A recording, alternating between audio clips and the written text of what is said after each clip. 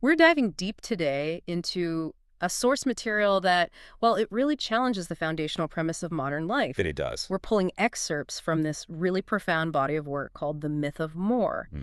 And it lays out a central human paradox that is, often only visible when it's already too late. It's a truly compelling psychological insight.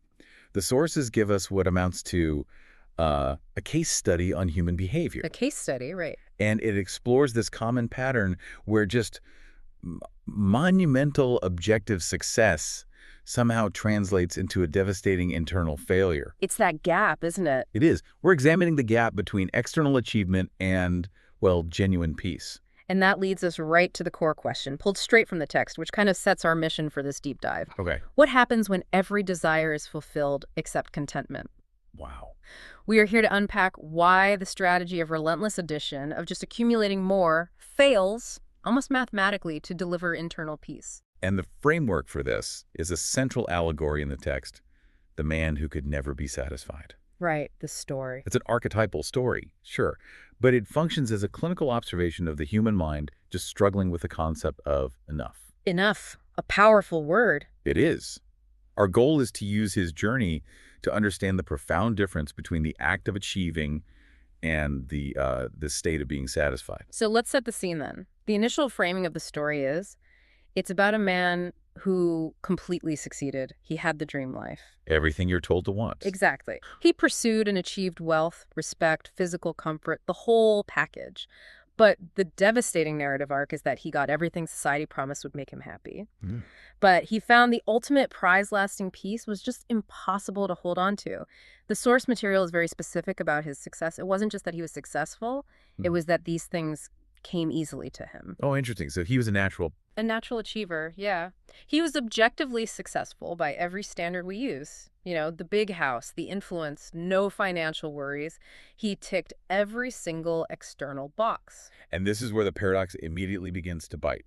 The sources are brutally clear on this. How so? He accomplished all these gains, yet, and this is the quote, peace never followed. Peace never followed. It establishes this fundamental chasm. You can have the most beautiful, meticulously structured life on paper, but if the internal conditions for satisfaction aren't met, It's all just set dressing. exactly, all those external rewards simply fail to register as fulfillment. It's the feeling of checking the box you thought was the final destination, only to find the box is empty. I mean, it's the emotional equivalent of having a bank account full of currency that you can't actually spend on happiness. Right. And the text highlights this growing void, noting every success felt incomplete. And that's the moment of maximum danger, isn't it? When the greatest triumphs, the things that should bring repose, instead breed a sense of deficiency. It sounds like his successes weren't ends in themselves. They were just... Just confirmation that he needed to level up again. Think about the modern context of this. We see this with status, right? Of course. You get one promotion, and before the ink is dry, you're already mentally calculating the steps to the next one. The race never ends. The man was running a race where the finish line wasn't stationary. It was tethered to him, pulling further away with every step he took. That's a great way to put it. It's the successful person's ultimate trap. You're so good at achieving that achievement itself ceases to be meaningful. It just becomes a prerequisite. Yeah, for the next higher stakes effort, he fundamentally misunderstood the function of achievement in his own life. The function was addiction.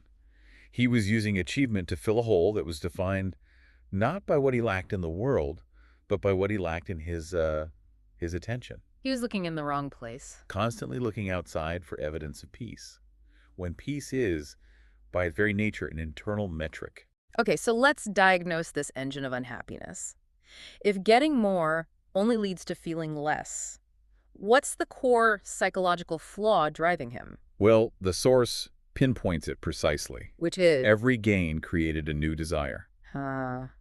That's the treadmill effect in a nutshell. The moment he acquired one thing, his brain had already generated two new things he suddenly needed. And what's crucial here is that this observation introduces the first explicit, hard-won lesson of the story, a real knowledge nugget for anyone running that race. And the lesson is... Desire grows faster than fulfillment. Wow. Say that again? Desire grows faster than fulfillment. This isn't just a metaphor. It's almost a statement of, psychological physics. So his strategy was doomed from the start. His strategy of continuous addition was mathematically destined to fail. The rate of his wanting just exceeded the rate of his receiving. And what makes this so difficult is that our entire economy, and frankly, our cultural definition of ambition, is built on the opposite assumption. We assume that if we apply enough effort, the accumulation of those efforts will eventually hit a critical mass, and then satisfaction will be delivered. But what if the pace of our internal wanting is exponential, while our external gains are merely incremental? That's precisely the analysis the source material forces us to confront, right? It is. If desire is the engine of progress, which, in a healthy dose it is, Mm. when it accelerates unchecked, it becomes the ultimate saboteur of well-being. The faster you run, the farther away the goal feels. Which means you are always left with a psychological net negative, even when you're objectively sitting on everything you thought you wanted. But wait, let me challenge that for a second. If desire is fundamentally flawed, doesn't that make ambition itself the enemy? That's a fair question.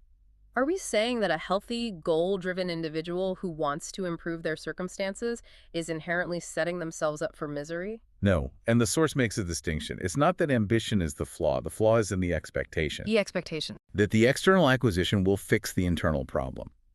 Ambition is great for building empires, but it's terrible for building peace. So it's a tool, and he was using it for the wrong job. Precisely. If you rely on the success of a goal to deliver contentment, you've given an external system control over an internal state. The man of the story was a master of achievement, but a complete novice in satisfaction.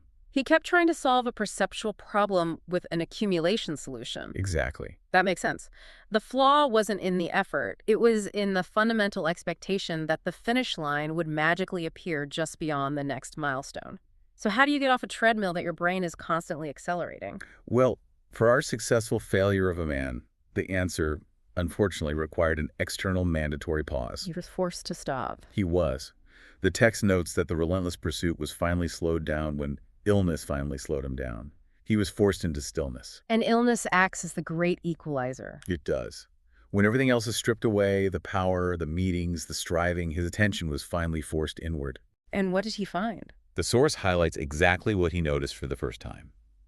The quiet joy of simple moments he had always ignored. Ignored. That's a heavy word. It is. Think about the weight of it. He hadn't just missed them. He had actively dismissed them as irrelevant noise compared to the pursuit of the next big thing. And this mandatory shift in attention leads to the central realization of the entire deep dive. This is the ultimate aha moment. This is the pivot. The man realized, too late, that satisfaction is not produced by addition, But by recognition. but by recognition. We really need to linger on that distinction because it changes everything. Addition is the active, muscular, external strategy. More money, more deals, more praise, more things. It's all about quantity. Right, the more from the title. Exactly. Recognition, however, is the passive yet immensely powerful internal skill. It means acknowledging and appreciating the value of what is already present. The simple stuff. The simple fact of good health, the light through the window, the quiet presence of a loved one.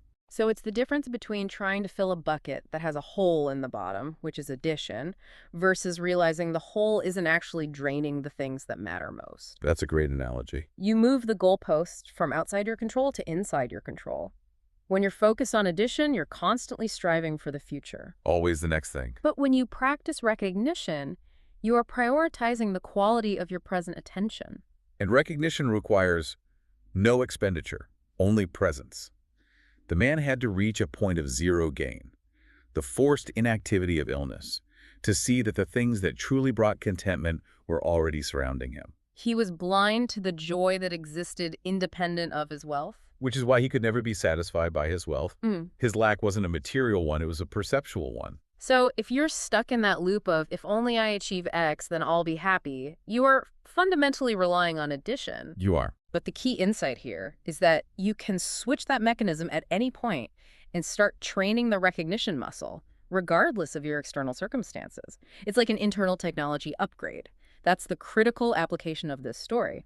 We've established the paradoxical pursuit and the ultimate realization. Now let's turn that realization into concrete, practical takeaways for you, the listener. Exactly. The implications of this recognition insight are summarized in the remaining key lessons. And the second lesson really operationalizes the concept. It does. Contentment is a skill, not a reward. A skill, not a reward. If contentment were a reward, you would receive it passively after crossing some major external goal, Yeah. like graduating or retiring. Like a trophy, something you get for doing a good job. Precisely. But because it's a skill, it demands practice, repetition, a deliberate, active shift in perspective. Like learning an instrument? Just like learning a language or mastering a complicated instrument, you have to train your mind to focus on what is present and functional rather than what is absent or aspirational. That's the most powerful reframing.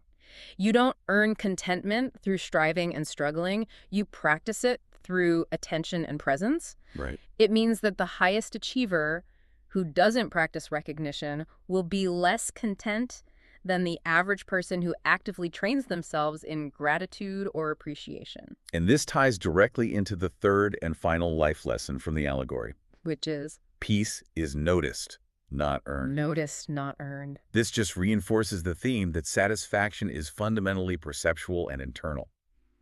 You cannot acquire peace through external effort Mm. or political maneuvering or financial acquisition. You have to see it. You have to train yourself to see it where it already exists, often buried beneath the noise of your own ambitions. So if you are constantly looking forward to the next thing you need to earn, the next contract, the next title, the next purchase, you are naturally going to walk right past the piece that you simply need to notice right now. It's right there. It's a radical change in how we define success. It moves success from a conditional destination when I get there to an immediate available state of being. I am here. I am here. And the irony, of course, is that the man only learned the skill of recognition when his ability to pursue addition was forcibly removed. He had to lose his momentum to gain his perception. Hashtag tag tag outro. So let's bring this all together. We started with the universal paradox of the successful failure, the man who gained everything but felt nothing. Mm-hmm.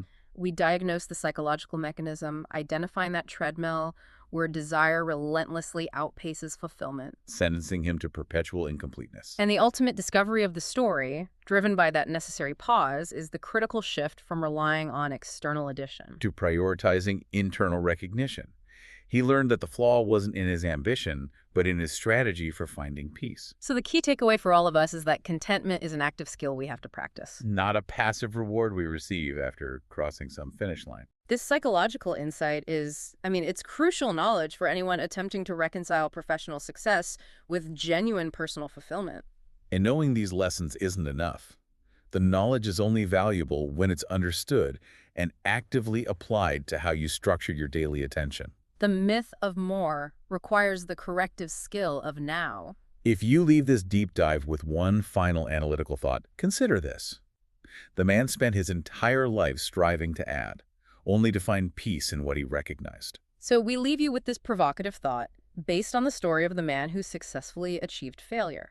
If peace is noticed, and satisfaction is recognition, what quiet joy of simple moments might you be actively ignoring or dismissing in your own life right now? What value do you already possess, but just haven't yet trained yourself to recognize? Mull that over until next time.